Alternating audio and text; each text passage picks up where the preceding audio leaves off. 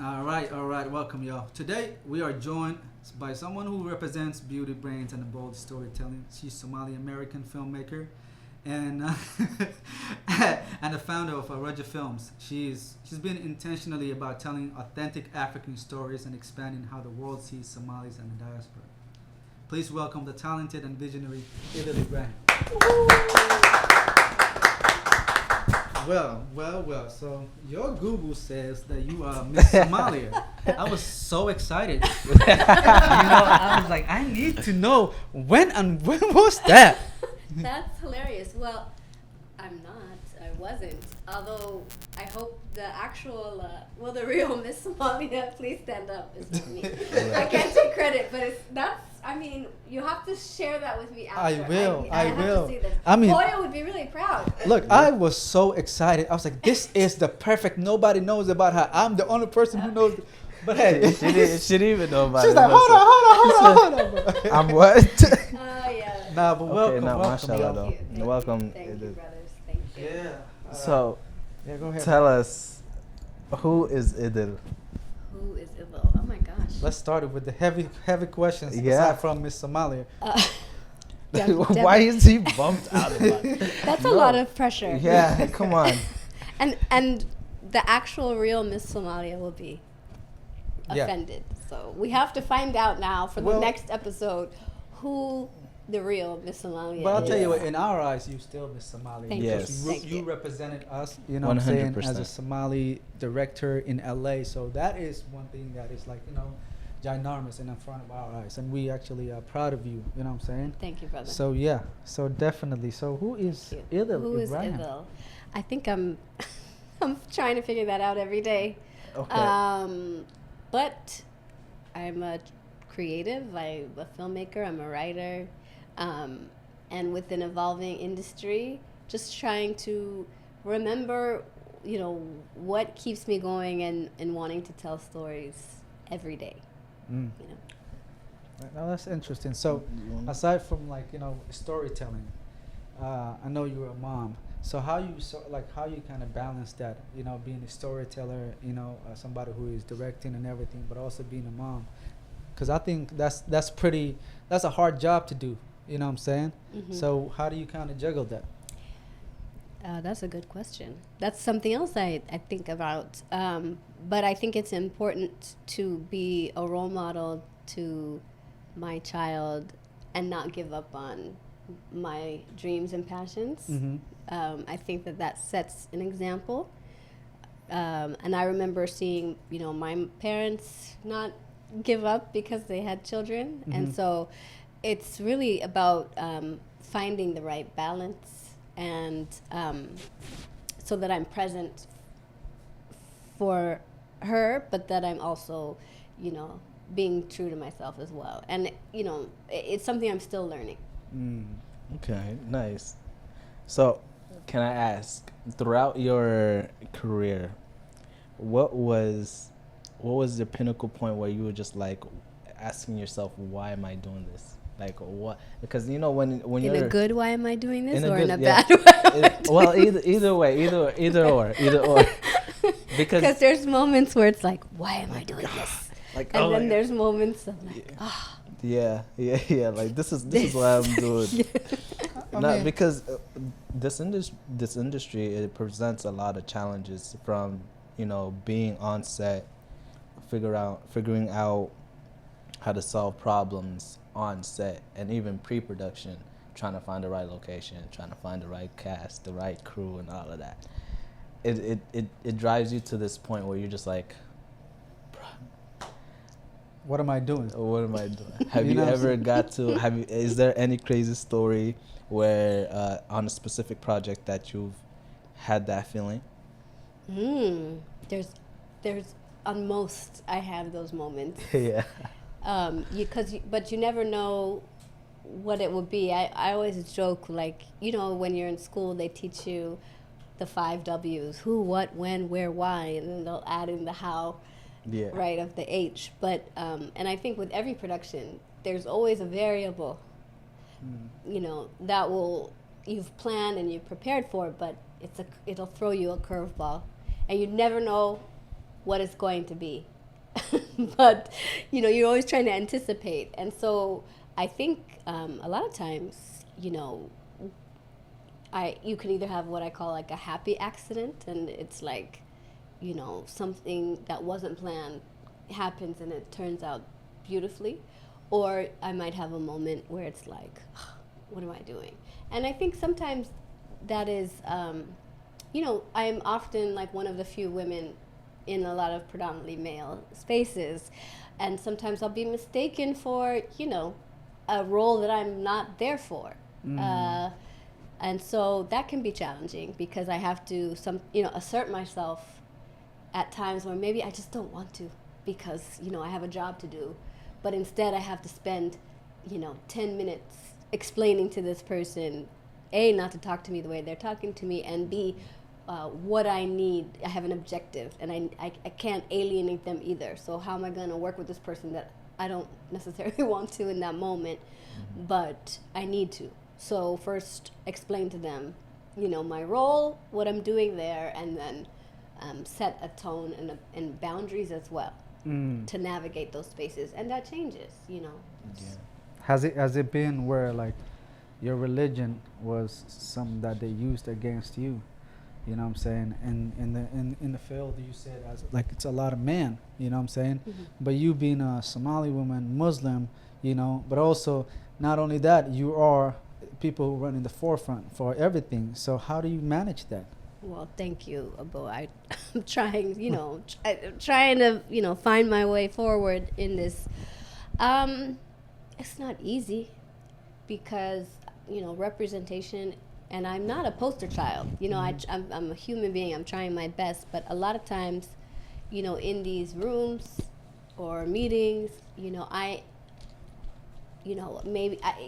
it can be easy for people to try to tokenize you, you know, because you're different. And but they really don't want to hear what you have to say necessarily because they already have an idea of you, of me, and also what story they want to tell. Where and you know, I think they hired the wrong person because if I'm there, I'm going to assert what I have to say or what I believe or what I feel, how I feel something should be represented. I'm not always right, but I know what I don't like to see. Absolutely. You know, and so I've had some tense moments in those environments because they just want me maybe to smile and nod, and I'm not going to, especially if it's, you know, I think humans are complicated. I think, you know, as Somalis, Muslims, you know, we're people, we're humans. There's nuances. We have great people. We have more complicated people. We have, you know, we run the gamut. Crazy people. Crazy people. He said it. I didn't. No, we do.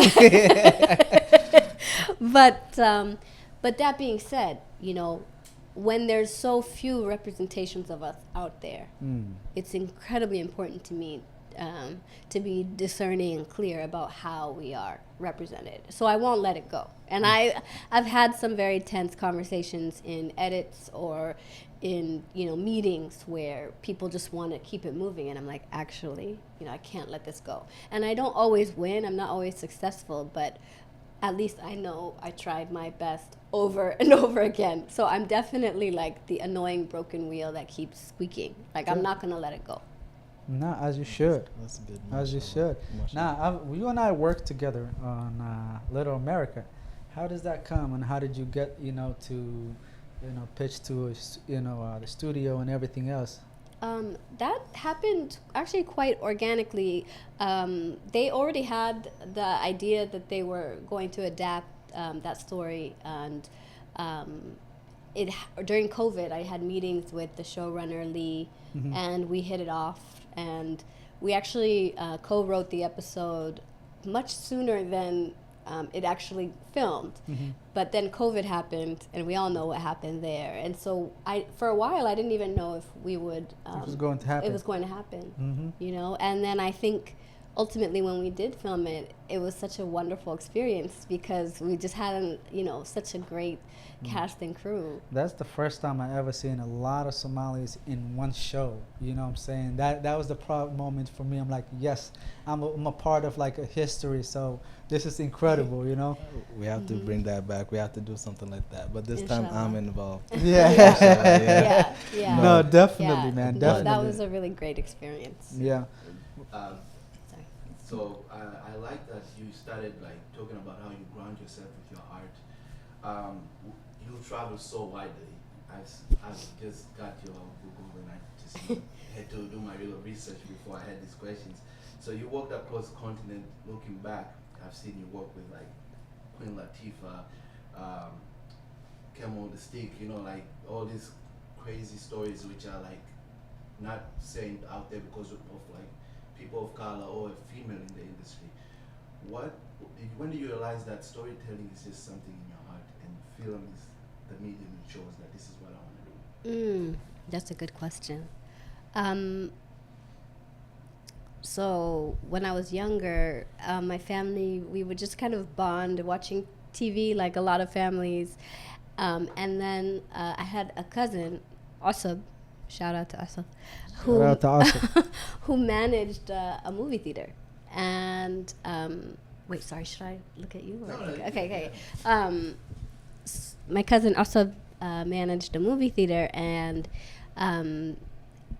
it was like her career. She was working at like niche indie movie theaters, mainstream, AMC, and then I just in Northern Virginia, Alexandria, and then also in DC. So I got to go. I would go on the weekends and start in the morning or like when they open for a show. And because my cousin, she doesn't work there anymore, so I can say this, but because she managed, I was able to go from screening to screening to screening all day, and then she would take me home. And so the seed was planted early with TV and film, and I just knew I could watch movies all day. I still can, for better or for worse.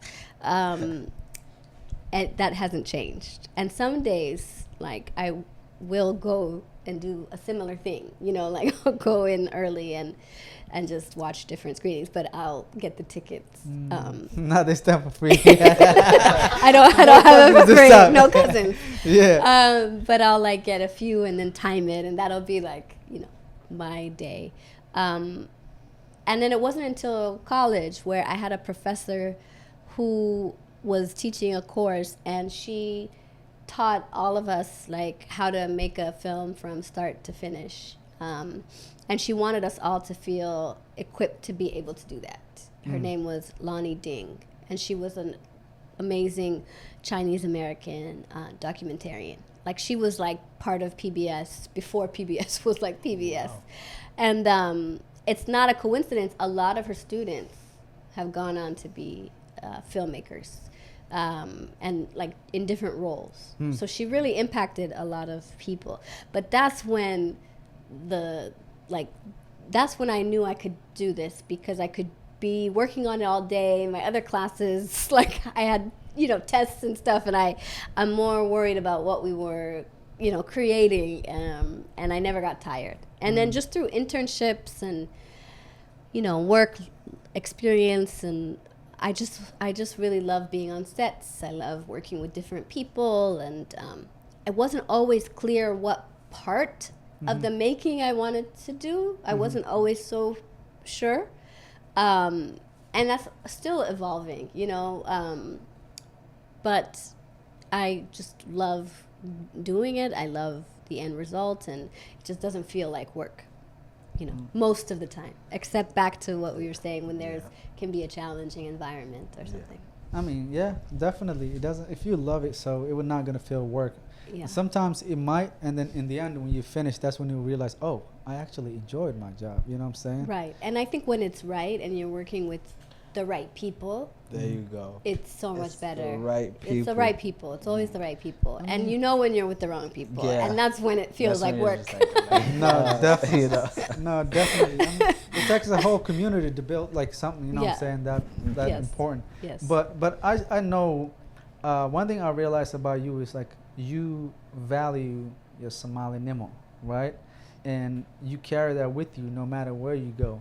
And what is like, how did you like, who instilled that in you? And what was like, you know, the time where you said, you know what, I know I am this, and I know this is the path that I'm taking. And I believe that, you know, you started way before everybody that I know, and which means that must have been like, you know, a little bit kind of like awkward moment because you were the only Somali person running around and that kind of stuff. So how did you kind of manage that? That's a good question. I would say, in terms of having that instilled, my family and my community, you know. Though you are Somali American. I am. You grew up in America. I did. You get what I'm saying? Yes. Who maybe not like around many, Yes. but you know, you still kept that part. Yes, family. Because even though, you know, we're in America, you know, at the end of the day when you come home, it's still a Somali household. Nah, don't sue me. Don't sue me that. That's the first thing you're going to Oh, hear. you want a Grammy? All right, go make your bed. I mean, or get the dishes. right? Like, my you know, goodness. at the end of the day, when you walk through that door, you know, and so, and then just growing up, you know, we didn't have I'm not going to date myself on this, but, you know, I was able to see a transition between, you know, being one of a few families to then, you know, seeing the growth of the community, yes. and then going from, you know, where everybody knew everybody to, you know, what we have now, like in Minneapolis or Columbus or, you know, in certain communities where we don't all know each other, but there's still this beautiful sense of community most of the time. No, that's So definitely. Abayo, how long have you been here in LA? In LA, I've done 2 stints in LA. I did 1 year in 2014. Okay. I was in and out. I was mostly working in East Africa, and then went back to New York. Is that where you grew up in New York? No, I grew up in the DC area in Northern California. Oh, Yeah, okay, I've always so been you a bit bi-coastal. Oh, Northern you still been- California. Where? Oakland. And Oh, yes. that's the yes. Oakland boy. Yes, Yeah. and Davis. Ah, Yeah. Ah, wow. So I've always kind of crisscrossed Gotcha. east, west, No, I didn't then, know Oakland. you know, overseas and then back. Oh no, you've traveled, mashallah. East Africa, huh? So like now the industry here doesn't seem like, you know, like the stories that they tell doesn't like, it's not as important as it used to be, unlike other stories outside America. You know, I feel like some of the good films that I've seen this year are, you know, international films. Like I've seen an Iranian film, I've seen a Kenyan film, and I've seen Korean film, which was incredible. So how do you see that shift, or do you see yourself being, you know, evolving in that side of the world, you know, where it's needed? Well, that's a great question. I feel like I like to think I have a foothold, both here in America, because I am, you know, American. But also, like I love international film. I love global cinema, and I'm also part of the world, right? My family is from East Africa. So I love African cinema. I love Iranian cinema. I love Korean cinema. I love Brazilian cinema. Yeah. Like I said, going back to when I was a kid in Ostub's movie theater, like I was exposed to the whole world through film. Not just the stories that I had at home, but Facts. also just what we would watch. And so for me and what I create, it's almost like if you think of when you're cooking and you not quite compartmentalize, but I have what I think are my, you know, US based stories, and then I have other stories that are more, if you know, looking outwards. So they're you know, I have stories that I've written about, you know, people that are from Somalia elsewhere, like elsewhere outside of America, because my POV, my aperture is like not just America, you know, even though I was born here. I've always been like more third culture kid. I'm a first gen, you know, like I said, when you go home, it's not really America. How did that switch happen? That switch, you're American and then you're in a house, you're Somali. Yeah, it's. I mean, I'm still learning. I'm learning in how I parent, right? Mhm. I'm learning in how I work. Because there'll be times where I'm like, oh, I'm definitely not American right now. Like, this conversation, is not American Idil speaking, right? Because, one thing we said earlier is like, we are taught at a young age to defend ourselves, to, our respect is important, our names are important, our families are important. We're not just kind of walking around here in the world. Individually. I never individually. It's like more about the collective. Yeah, I mean, you carry your family. Yes, Yeah. and so that always stayed with me as a kid and also as an adult. And so it shows up in my storytelling. I'm also like I have like a documentarian heart. So As my brother. you have a documentary heart too? Yeah. And yeah, so when I meet people in my travels or on projects, it stays with me. I'm somebody was telling me I'm like a hypersensitive empath. I like feel people, and I don't like to just take.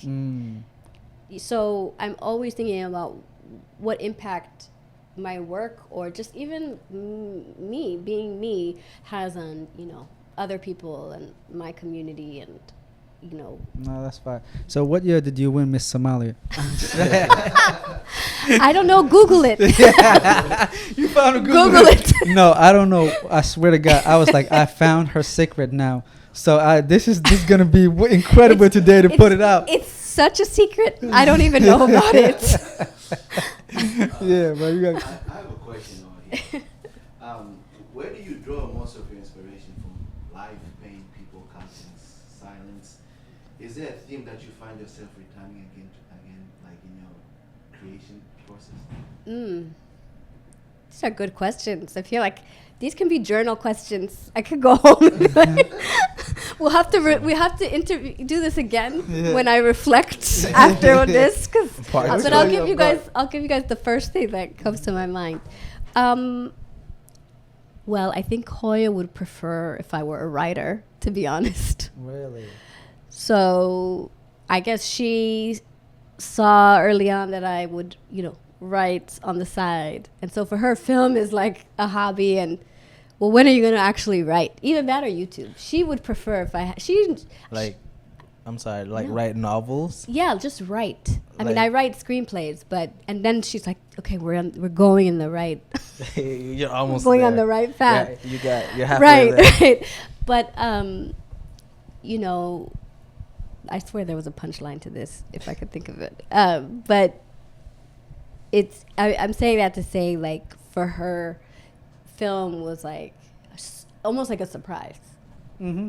And so in terms of inspiration for it all, I would say I'm a very curious person. I'm like a nerd. For fun, I like to research. I know that sounds weird. Wow. Okay. What a You could be nerd. detective. I know. Hey. Depending on how AI in the industry goes. You see, you have a different career, right? You already planned it. Hey. Yeah, I got you. But I have fun going down rabbit holes, and learning. I have fun learning. But I also retain the information, and I retain, conversations and how something made me feel, or music. I'm inspired by it all: photography, music, songs, sound. Like if I'm writing, I'll write to music that has no lyrics, but it feels cinematic. And I have to see it in my mind's eye before I write anything or before I film anything. So I go through imagery, like mood boarding and going through what I want to shoot or think about before I write. Like I have to see it, I have to hear it, it sounds weird, but so all of that's like in me. And then I'm someone who unfortunately writes under pressure. So it's harder for me to focus and then get it out of my head. Something can live in my head for years before I put it down. You definitely retain information. No, you're just like this guy. She's just like you, because I don't know about, because sometimes you just be thinking about what we're gonna do, and then without writing, and then later on 6 months down the line, you're like, bro, remember when we said this? I have to write my things. I have to, as soon as I get a great idea for a film or a quote, I just gotta write it down, and then I look at it sometimes years later, and then I have that refresher. I'm like, oh, okay, let me pick up from here. And sometimes I'll write one line, or I'll put something down, and sometimes it makes sense and sometimes it doesn't, or I'll do a little bit of dialogue. But in my mind, I have 5 to 10 projects. It's weird. Oh, God, that's good. And I brain is working. and it's more like cooking. You never know which one will come out first or which one will be finished. It's the timing for everything. I learned that after we did this project, I did not know Minnesota would turn out the way it was, and the film that we just shot is talking about that.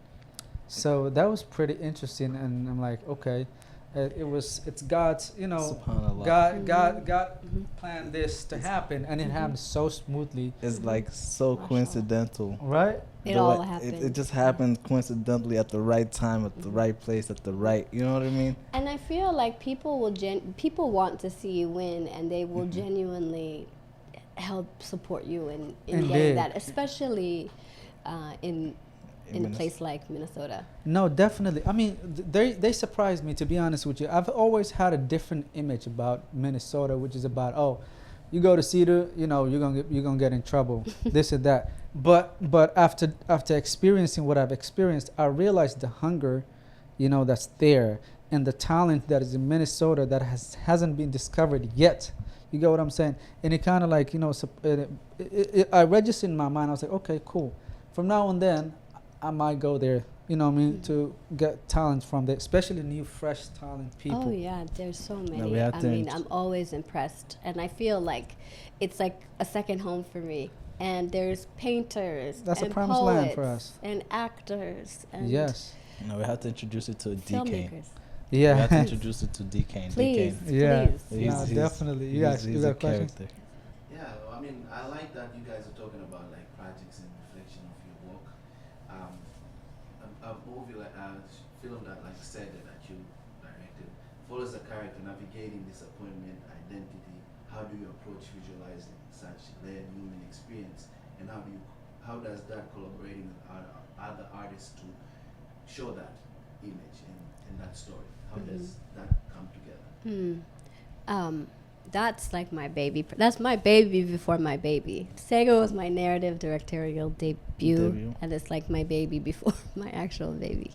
And it was similar to what you said about when you were filming in Minnesota, because we filmed it in Dakar, and it's Dakar, Senegal. What? And it was a story that had been living with me for a few years, and it took time for me to, I think, I had to go work on other projects in other places in order to kind of come back with confidence and skills to be able to execute that. And I also had to meet my actor, which happened circuitously over time. It didn't happen overnight. And in the end, it was the film The Village made. Everyone had an important role, and it was a fiction film about an immigrant who wasn't successful to immigrate to Europe, and it's about his return back in Senegal, having not made it, and just kind of exploring what that means when you don't meet your goal, and now you have to come back and kind of face your community. And his best friend passed on the journey. He didn't make it. He died off, in the sea journey. And so that idea came to me in a number of ways. One, when I had been in Senegal briefly, living there just for a few months, and I heard a lot about people taking the journey to the Canary Islands, south of Dakar. And so, like, you know, you are around it all the time, but you know, people don't really talk about it. So it was like in the headlines. And then also I had this wonderful friend and French teacher whose name was Sega, and he had, you know, was teaching different people French and saving his money to attend university in England, so he thought. But I think it was like a 419, and he ended up losing all his money and not, you know, going abroad to learn, which is what he really wanted to do at the time. And I was so heartbroken that that had happened to him. And so it was like all of these layers of influences and stories, and hearing about people drowning, and, you know, and like using all their money and all their community's money, family's money to go to what? Yeah. And then on the flip side, I was in Europe, in Paris, and I would see some Senegalese migrants and people, Bangladeshi as well, like selling the little Eiffel Tower trinkets and, you know, different roses, just trying to make a it. living. And when you think of that parallel, like they were like a Sega to me. And so that's a long-winded way of saying, you know, there were a number of influences, and I had to like take time. But I finally wrote it. I met Alassane C, who plays Sega, and he was in Mediterranean, and as well as Restless City. I don't know if you saw Restless City, which is a film, but and we became like, you know, best buddies, and like he's like forever family. And so we use his brother's like restaurant as a base camp, but also as a location. You know, his daughter, I joke in our credits, was like our cheerleader. She was like 2 at the time. She's in, and it was just like everyone wanted to support making the film. And the most beautiful part of that was on one of our last days of shooting, we met a guy who had done the journey 3 times. Wow. And was showing me, when we weren't filming, like photos of when he was on the boat, and you know how he would go. He got deported back, would go back, and like this last time he said he got caught because he fell asleep on a train. And then that's when somebody caught him, you know, like immigration. And I was able to say, hey, this is the story, you're seeing what we're filming, does this seem like it resonates with you since you've taken this journey, you know? And I had interviewed other people as well, and he was like, yes. And so that to me was like a sign that we were on the right path. Yeah, I mean, it's interesting how much you sacrifice to get to European countries, you know what I'm saying, from, you know, we sell whatever we own and everything else, but then you come to Europe and then you realize it's not what I thought it would be. Now I have to start from the ground up to struggle. So it's a very interesting idea to me when I look at it. And I have a cousin who went through there, and we thought he died.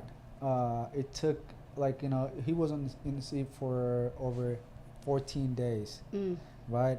And, you know, we haven't heard back from them. Their boat just disappeared. And then finally when he landed in Italy, now Italy, you have to, they'll take your fingers, right? Now, and they're not going to give you passport or anything like that. And now they will tell you to go up, to go other states or other countries. And when they do, because their fingerprint is still there. And it's a struggle. Yeah. It's a struggle. I mean, how did that come up, the story? Like, you know. Well, again, like when I was in grad school, I was really interested in film and human rights advocacy and migration, because our families are all migration stories, you know? Absolutely.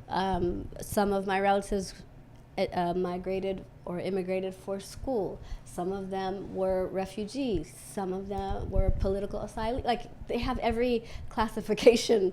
I remember being a kid and going to the line at immigration. You know, those are like some of my early memories. Yeah. So I might be a citizen, but that doesn't mean that, you know, everyone in my family is. And so, and also, you know, this was before a lot of the tahrib, like going from, you know, Somalia and ending up in Yemen or other places, right? Yeah. This was initially the seed was planted when it was more started, you know, not to say that wasn't happening, but West Africa. journey, you know, and it, you know, just it all like lives in you, and you just never know how it will evolve. You know? No, definitely. Yeah,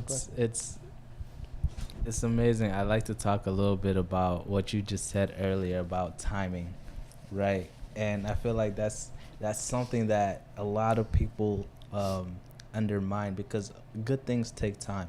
It's as if you put something in the oven and you wait for the oven to cook it right, and then by the time it, you know, but it takes time. And based off of what you just told me right now, in regards to your journeys from going to different countries, having to put certain projects on hold to gain that experience, that skill, that knowledge, and then going back on it, that must have took time. How were you under those patients where you knew you're not going, where you knew that certain things weren't gonna happen at your according time, like how you want it, and you want it done right now? You want to get it done right now. You want always it as then, an artist, you know yeah, you what I want mean? things to But happen like this. But you know that it's not gonna happen right now. How are you then? How are you in that state of mind when? I think I'm learning it every day, because there's what I had to learn in the last few years, because I used to joke, I was like, I'm ride or die. Like when I'm on a project, I am all in. You've seen me work. Absolutely. I am all in, you know. Yeah. I'm focused. I'm like, I'm all in. And so if I say I'm going to do something, you know, it might not happen right away, but I'm going to try my best to honor my word. Yeah. And so what I'm learning is there are the projects you can't let go, and they are on their time, and it might not be when you want or need it. I'm also learning that because every time you pour yourself into creativity, it takes something of you too. And another challenge and something I'm learning is when to walk away. So when to walk away? When do you say, okay, this is not for me, I gotta walk away? Right. And I'll say, Alhamdulillah. How do you walk away learn from that? something and still be in the mental state of being of gratitude? Yeah. Alhamdulillah, it's Right. probably not right now. And that's the thing, that's the eternal lesson, because, you know, I also believe, you know, it is written, right? So, Qadr. like, I have to get out of my own way, or I'm working on a project and I'm trying so hard to see this through, but sometimes the energy is not there, and I'm trying. For example, there's a project for 6 years I've been trying to work on. Like, I've been putting my all, and, you know, learning that it's in time. Like, if it's supposed to be, it'll be, inshallah. Like, if not, then I need to maybe nurture some other things that might be like the energy might be there. And so I'm sorry, that's not a very clear answer, but it's something every day I'm working on, because I get so attached to these things, and you know, and I want them to happen right now. But also, why? I think a lot of times people now, we see all the wins online, everybody's posting their awards. I'm no different, because I use my social media a lot of times for work, right? Like, and then I'm not on it often, and when I am, it's like, oh, I went to this film festival, or I did this, or I got this fellowship. I'm not posting all the rejection letters, you know?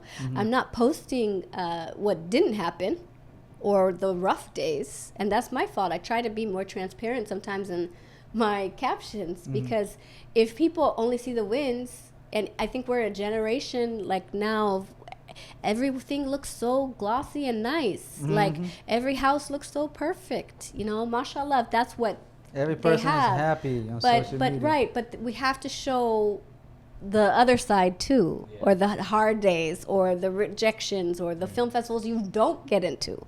And that's something when I'm like doing workshops, or sometimes I do like creative consulting on the side, and like I try to tell people, like, there's been times where I didn't get into a film festival, and then the next year I got in, and then I won. Like, you never know, when you're gonna win, and also you don't know when you're gonna either fail or something. Like there's projects, that are all NDA'd out that I worked on for 2-3 years. Nobody knows that I was working on them. They never saw the light of day.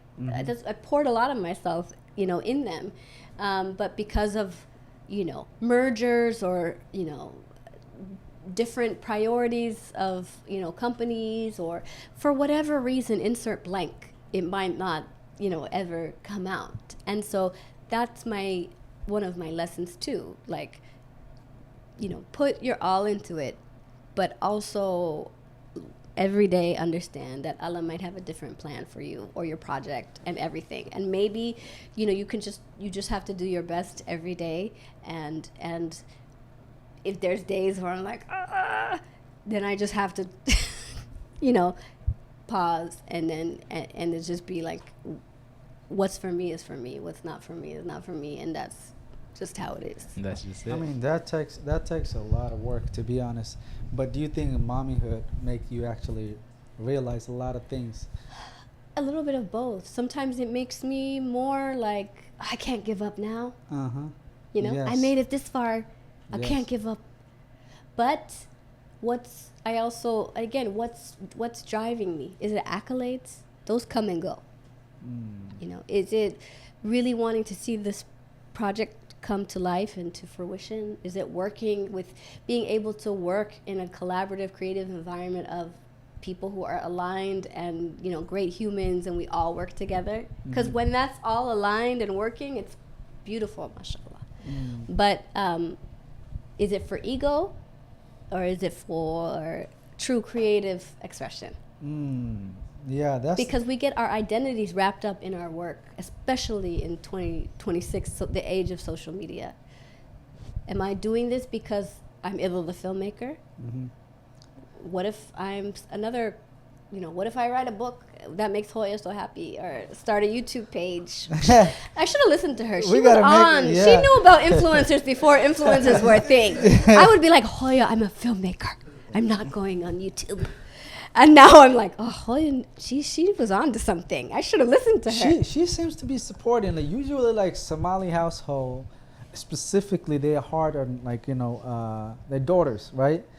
How did you manage to tell them, like, yo, I'm going to be a director and y'all better support me? Well, it's not always that easy. I mean, this is also, she's gonna kill me. Well, hopefully she'll never see this. Yeah, I hope Sorry, Hoya. But this is also the person who, when I worked on a project and we got into Sundance, we got in 1 year and then we got in the next year for a different short, and I was working as a associate producer on it, and my mom didn't really understand like the impact of having a project at Sundance, and so I remember her being like, "You have to go again? Why? Why do you have to go again?"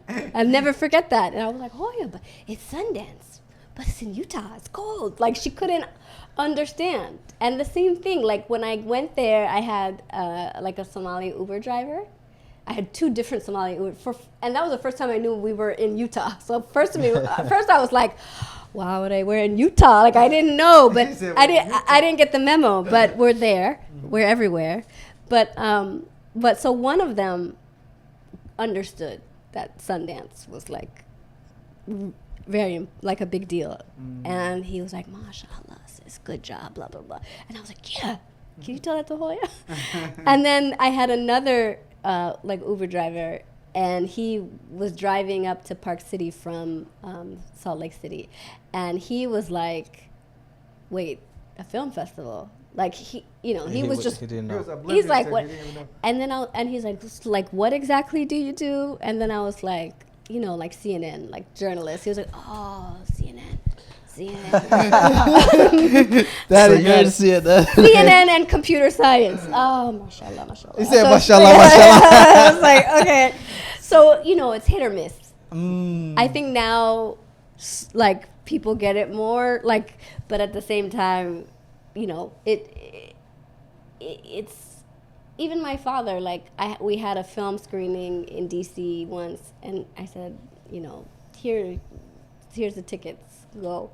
And then he called me afterwards. He's like, "It was a real film." Hey, you didn't. It They didn't Is expect. this a real film? That's a fact. Wait a minute. That's the soul Somali. Yes. Somali people's like, you gotta show me. Yes. You get what I'm saying? That's when Yes. they're gonna believe you. And I was like, what do you think I've been doing all this time? Of course it was a real film. You know, like, I didn't know you were a movie. I didn't know you were you filming know, movies. and so I did, all the time. And then also I have all my habriera always pitching me, like, you know what you should do? You should do this. And I'm like, okay, habriera, like maybe, Oh, that's I got a fire few for I'm me. working on, but Yeah, I'll note it. that's Hoya for me. Every time I go home, you should make a movie about the family. I'm like, what? But if she's okay with that, then Yeah, maybe you yeah, should, because yeah. most will be like, my mom won't even do FaceTime Huh? because she doesn't That's so want the traditional. camera. Yeah.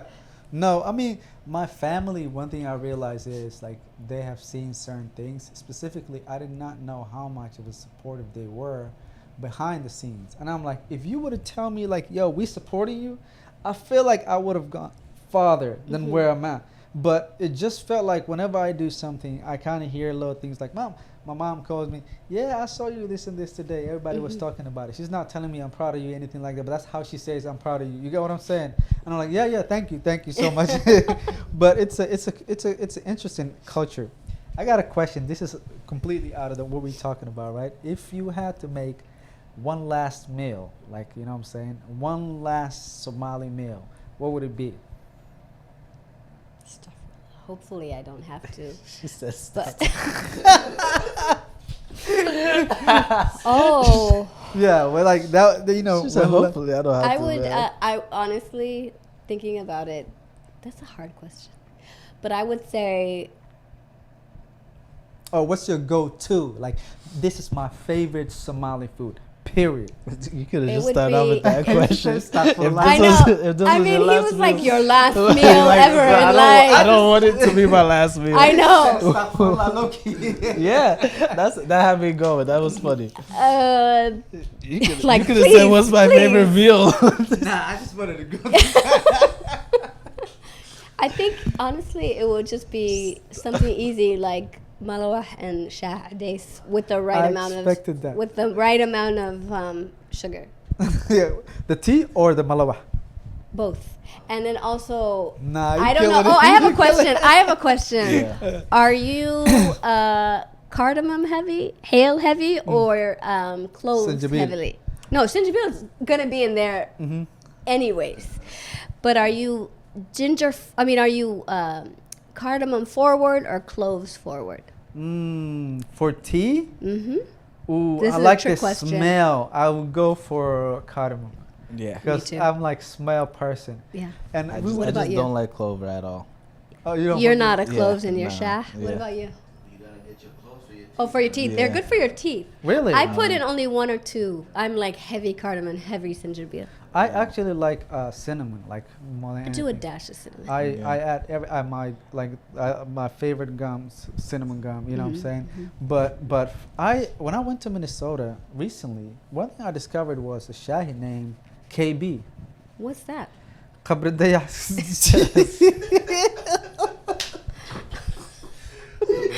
Yo, it's the funniest thing.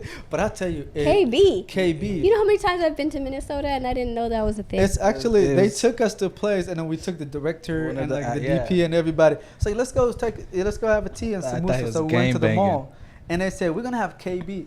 I'm looking around. Why do we need to have KB? And they're like, it's the tea that's called KB. So basically, it's a specific. They do it in a specific way, and then like they create like they have like the cinnamon and everything else overnight, right? It stays there for 12 hours, let's say, and it's thick. Like one cup of it, you get full. Wow. So I'm like, okay, this is really interesting. I don't know why we went that far with tea. Right. You know what I'm saying? Okay, well now I know what to ask in for. Carmel Mall. Yeah, So, I've definitely been Yeah. at Carmel Yeah. 1,000 times. But I just get the regular shop. Yeah, just get I didn't the know there was a We secret did- menu we or did, a yes. menu you gotta be in the know for. I think one of How the come actors, nobody told me? One of the actors put us onto it. DK, I just mentioned his name earlier. He was like, "How did?" Because I seen some market. I was like, "What the heck? What's that? Are you gang banging or something like that?" And then he's like, "No, it's just Shahi," and then he explained it. Yeah, the shell is Okay, like food. yeah, people have to weigh in. Like, is this a global thing? Is this a Minneapolis only thing? I think it's a Is Minneapolis. it a only Carmel thing. Mall thing? Because you know there's other malls. Yes, I don't know, but I've never heard. I've been to Minnesota multiple times, but this is the first time I heard KB. And then when I asked where the name comes from, the Khabridaya, I'm like, okay, cool. So this is a specific place. Right. So and I know why they named that because of the majority of people are from there, but it just feels like it's Minnesota and the younger people just know Okay, it. I'm gonna do some investigating. Definitely. Not that kind of It's investigating. fire, though. Just going to ask because don't sleep on. No offense, Minneapolis. I love you. I'll be there soon, inshallah.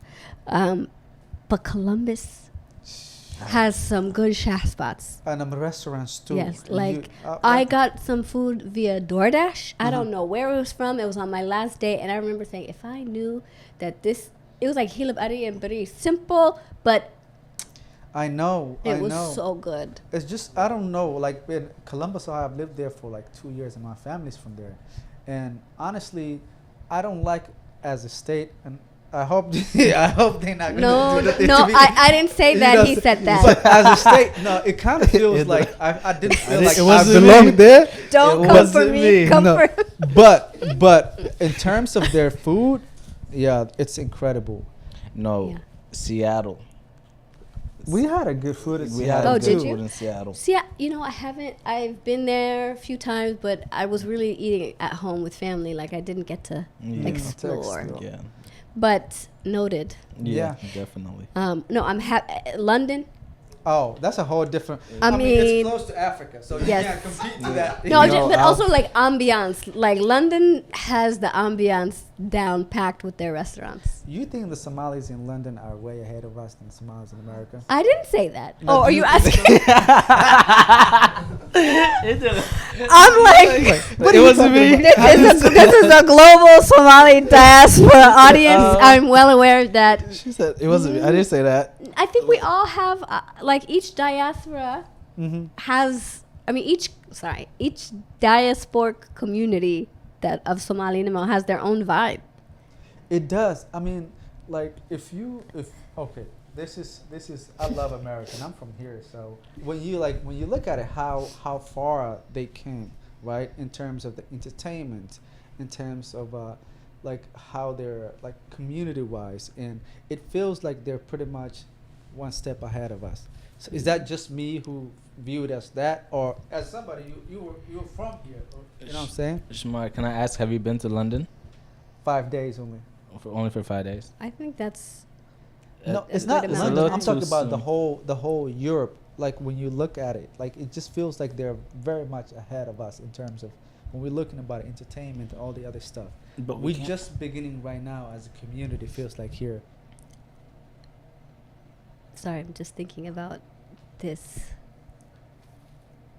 It's hard to say because we don't have any experience in London, or you know. No, well, but we I see don't. social media. We see That's like the a lot thing, of social like media. Somalis who were in the industry for real. Like it could be content creation, it could be actors, it could be singers, it could be anything in the industry. That we got our first Somalia football player that just got signed to Arsenal. You get what I'm We saying? do? Yeah. Oh wow! So yeah, we got the first I Somali have to tell guy. my dad that Yeah, because y- we're an Arsenal fan. Oh yeah, every Somali people are Arsenal fan. Isn't the center back from Somalia? No, this dude I just didn't got know signed. that. He's 18 years old. You're He's 17 kidding. years old The old actually. center back, I think, was from Is he? Somalia, yeah. Wow! Well, yeah. So And it- he grew up in the UK. yeah, Mo Farah. You know what I'm saying? See, we like Mo Farah's gonna come for me. Mo, we love you. we love you, man. Mo. And I made a joke about him too on And it Little was American. it was not meant for any disrespect. It was to spark a conversation. Yeah. That's. Why you have to mention who he ran for? Did bro? you see the episode? Because he chose. Did you see the episode? That's the whole point of the Yeah. of the thing. Yes, that's. I mean, I would too, bro. That's fucked up. I would too because of like this gives you more opportunity. That I'm It's a Somali by sensitive heart. subject, but I did write. We wrote that in, but it wasn't meant to be disrespectful. No, it's not. It was more to spark this kind of debate. We're actually proud of Mo Farah. Represent Ghana or U.S. Hmm. Never even thought about representing U.S. Look, I'm Somali all the way, But right? you're not. You just But listen though, like we're talking about. I have a family to feed, bro. You see, So Somalia until Yes. the money comes in. Well, also, I think it's called. Well, they get like Abdi. Abdi runs. What's Abdi's last name? There's a few Somali. Abdi Bile? No, Abdi- Abdi Bile ran Was for he run for Somalia. Somalia? But there's a few Somali-based American run, like they're running for America. And Why are you doing was he this, from bro? Arizona? yes, Yeah, I grew up in Arizona. Okay. So You my don't cousin even knew mention him. that you Ghanaian, Okay, yeah. brother. I forgot. Abdifa. You a lie, you know. CK, wake up now. CK, wake up now. You do not lie to us, bro. That's interesting. Nah, I mean, Right. look, I think honestly speaking, yes, I would choose America, but based on a lot of the opportunity and everything is, I mean, I'm Somali by heart, regardless of what it is. I cannot run away from who I am, and I'm proud of it. But at the same time, it's time that sometimes we gotta expand, yo. We cannot just be, us. You gotta interact with other people. There's different cultures, experience that, representation matters. You still a Somali. Your name is Somali. Your face, your forehead, everything is Somali. You can never change that. You get what I'm saying? But at the same time, you go for where you are. he said the forehead. That once again, that was all Shamaka. Yeah. That's all me. I'll take that. But I'm just talking about where I would, But going, no, do you run for who you want to run? here's- I'm walking. I had a track teacher who used to be like, you should be good at this. I was like, we're great at walking. Now we're good at running, but at the Yes. time I was like, I'm not good at sorry. No, why you say that? Because you Somali, you He African? kept getting me mixed up with being Ethiopian, and I was Oh. like, I'm Somali. We walk. When I was in Somalia, I met someone. I said, how long have you been walking? Because it was about it was during the drought, a drought. There's many droughts, but and he was like 4 days, Oh wow. and I was like, Where was he walking from? Where is he walking Badia to? all the way to the camels. Yeah, actually, that's so when they take the camels like up, so they'll be away for a week or Yeah. so. But what I also realized about those people, like they walk from like Badia, right, to Baidoa. So Baidoa is the capital city. So outside of Baidoa is, so they'll bring their camels, all And the, everything. Everything. They Yeah. sell it, get their money, and walk back at night. Yeah, I'm telling you. And they're so strong. Like Yes. they never lifted And the a weight. posture. And tall. And then meanwhile, let me tell you, I'm 1 to 2 generations removed. I am very weak. The wind alone was like slapping me. And I remember thinking, we're so strong. Like, Have you ever been to Badia? Well, She has I to went think about it. outside of Galkaya. Okay, that's considered About an Badia. hour or 2. That's considered Badia. Anything outside of, like, if you go outside of Somalia. But I didn't stay there. We were going and then coming back. Where? Did you walk? No. She said, Well, once we parked, then I walked. Oh, okay. Yeah. Okay. But I didn't walk to Back to that. Badia, No, then back. and I couldn't. That's Why? what one of the biggest takeaways for me. Because the elements, maybe if I go and stay like Dakin Alice and Alice. like My boy and needs like Dakan Alice. You gotta take him back maybe to if I Somalia. go and like stay for 3 months, right? Maybe. Mhm. Perhaps. Which can I be like with no electricity, no hot water, all the things? Yes, I have stayed in places without all those creature comforts. It's normal. It's normal. But when I was there, I just remember thinking like, I don't know if I could. I'll be honest with you. hey, I've never went camping. You never? I've never went camping. it's in your DNA. It's in my DNA. You should be able to Yeah. tap in somewhere. I think this camping here seems to be very chill. And like when you go to Badia, you are totally like dependent on where you are and what you have. Right. Like, you know what I'm saying? Yeah. Can you go 2 days without your phone? Right now? Right now. No. I'm sorry. I to love say being that. without my phone. Really? You love I want to being- go back to landlines. I'm over cell I phones. wonder how they used to manage I that. think you're capping. Dead serious. Really? Dead serious. So you can be I don't without even your like phone. text. I don't like texting. I call people. Like, I'm a caller. Right. You know what I'm saying? Yeah. But Well, you're Somali. No, I feel he's like terrible we're at phone texting. people. yeah.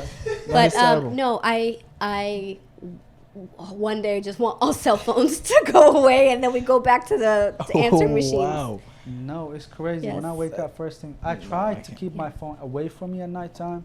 Even then, like, I mean, I have family back home, and sometimes if I leave my phone and something happens, it kind of like, you know what I'm saying? Like when my aunt That's died, trauma. you know, is that so?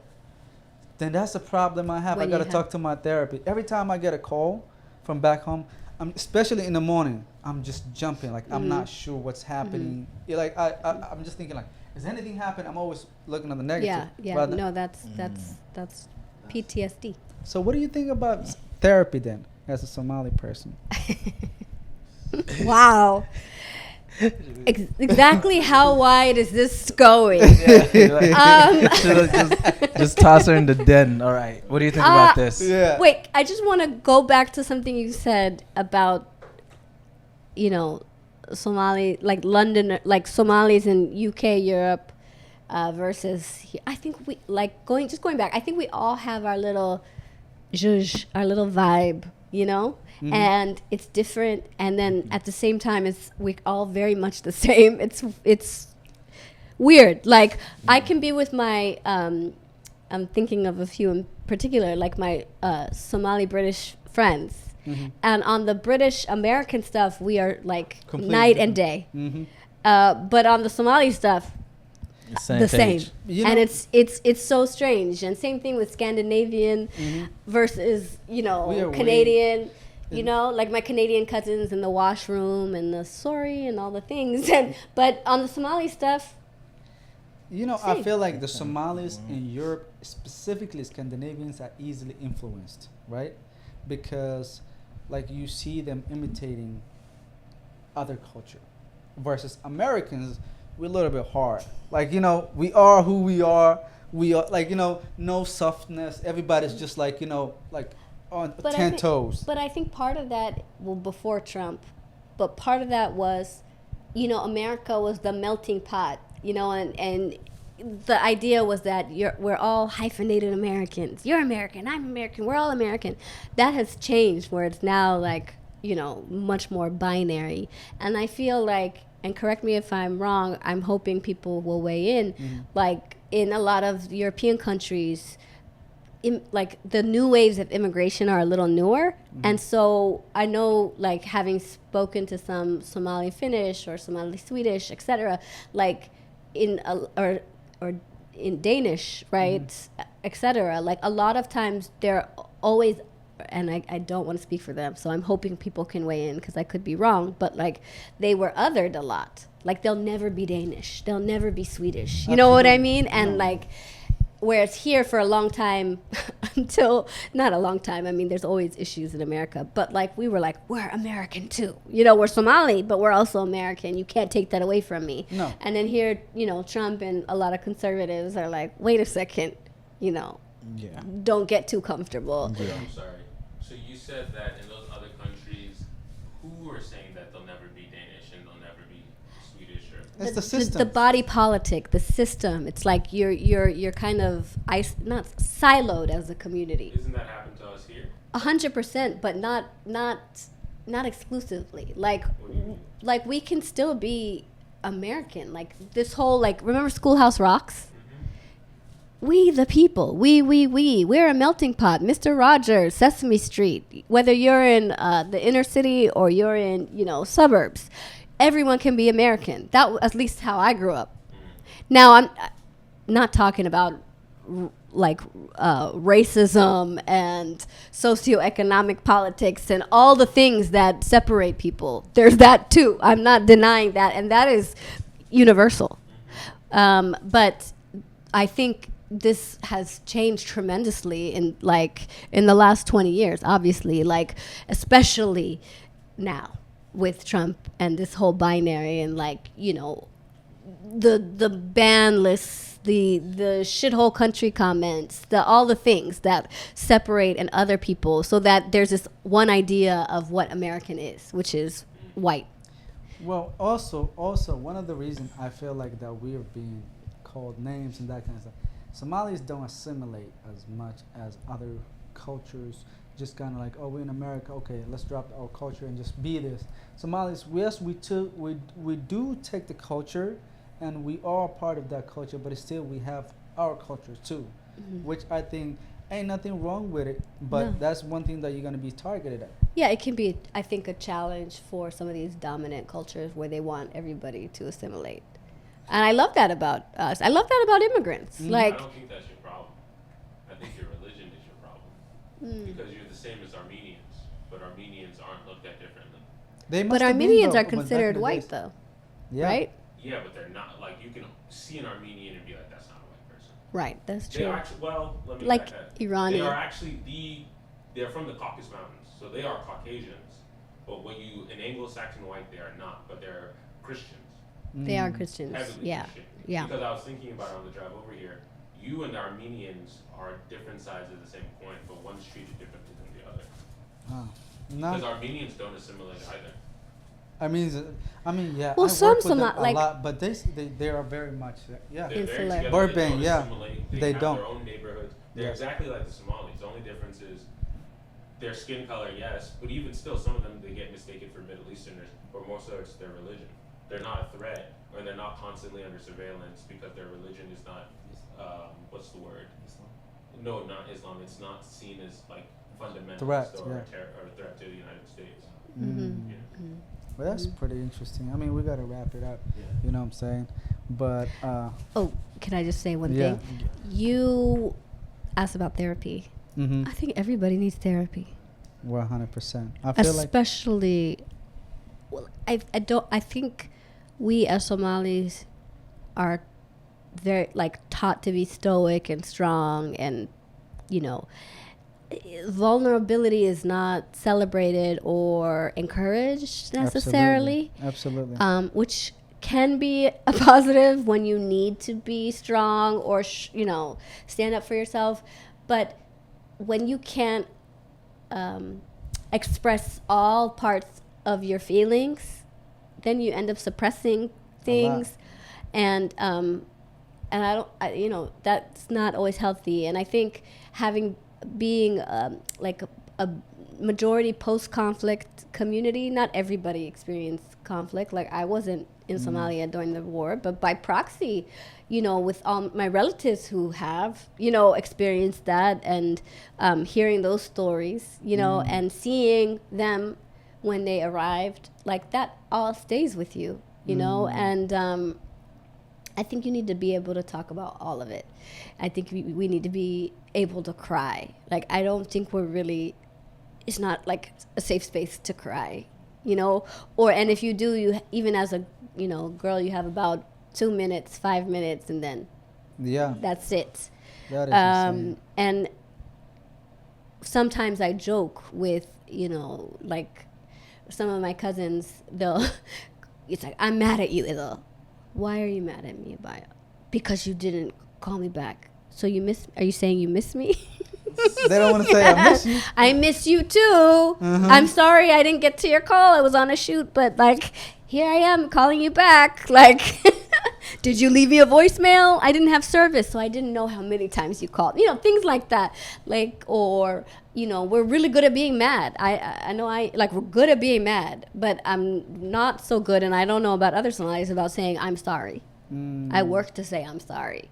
You know what I mean? Like, we have it in our vocabulary, but it's almost like I don't know if this is just my socialization, but I feel like we double down, right? Like, so it's like, I hurt your feelings, I'm sorry.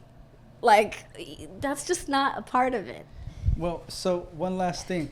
Right now in social media culture, right, the Somalis are coming forward to speak about what happened to them in terms of, like, how their parents, because Somali culture is like, if you got raped, right, they are thinking about, embarrassment. They don't think about the person, what they're going through and everything else, right?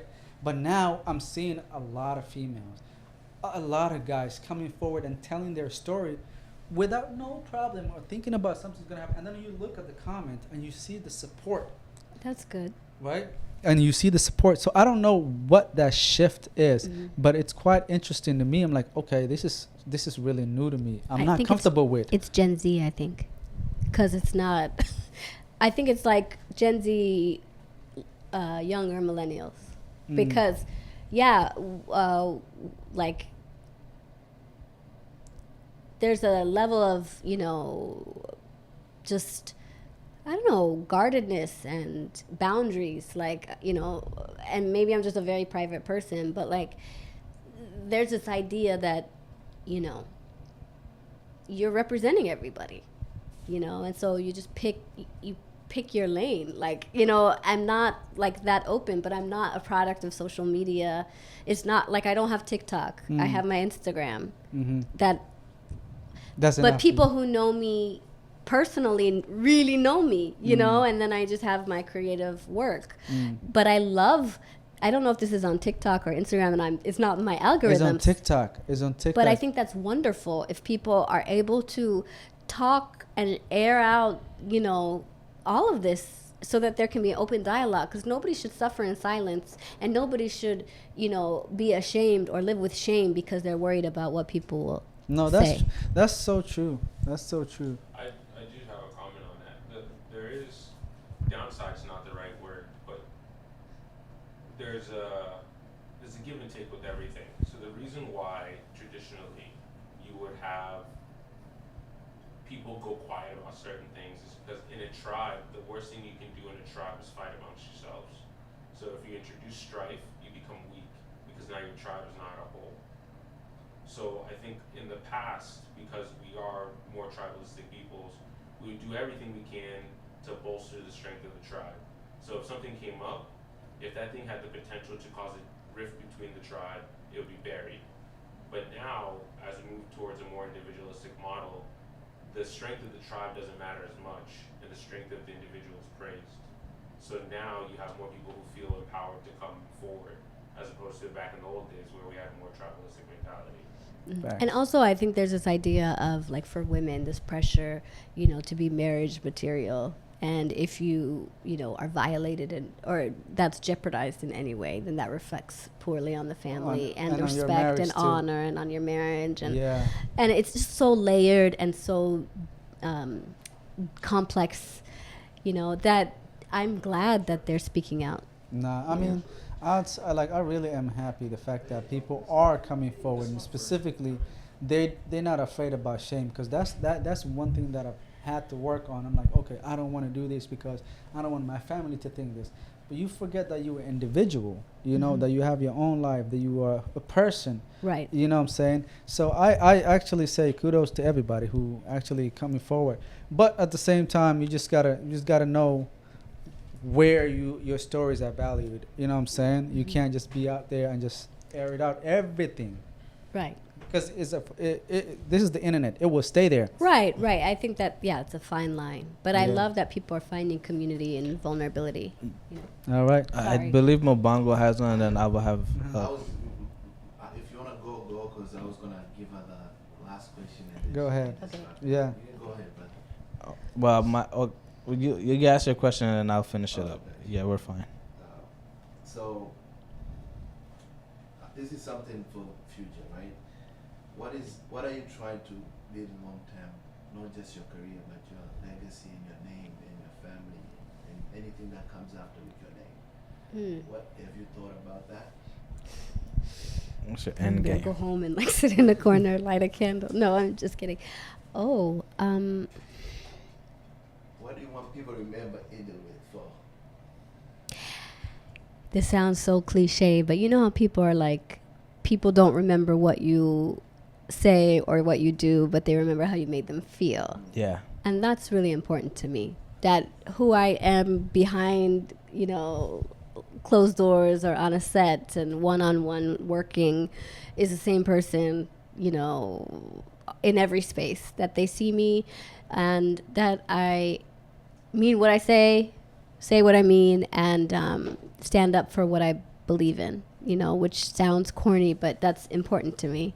Oh. Okay. All right. So, lastly, if you want to leave a quote to the audience for the young girls and the young guys, Um, That's your Did- camera. oh, look at the camera. Mhm. Oh, jeez. I can't look at the Um, camera. Camera shy. I know. I like being behind the camera, not in front.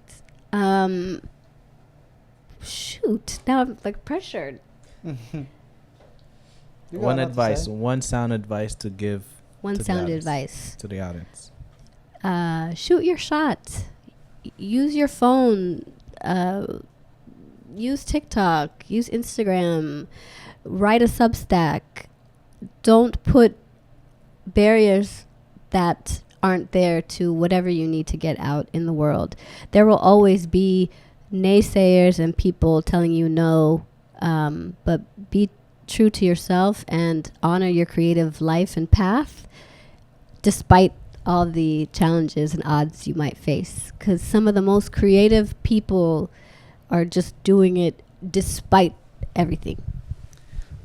Well, that is a wrap, and thank you so much for coming and showing love. You know, I appreciate you as always. And yeah, what you gotta say, B?